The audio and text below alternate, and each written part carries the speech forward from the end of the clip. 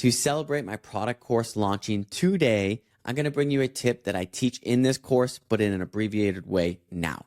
It's with Bubble's version control system. So in order to access Bubble's version control system, you need to click on main up here. Here you'll see all of your different environments, your production environment, your dev environment, and then branches.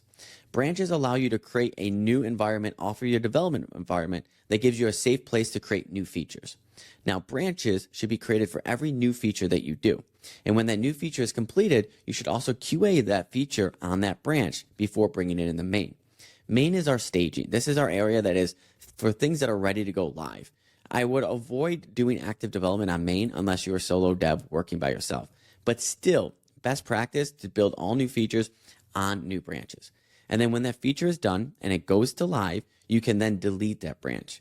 You want to keep your branches alive for no longer than 2 weeks, 1 week. Ideally, it's just a couple of days. You work on that feature, you push that feature, you delete that branch, and you create a new branch. This helps you avoid merge conflicts when bringing branches together.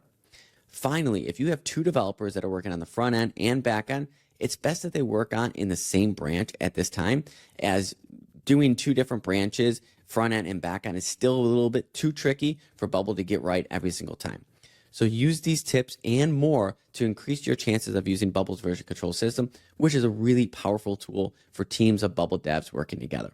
If you enjoyed this tip, please follow me on Twitter or YouTube for more. And to join my product course, check the link in the description. See ya.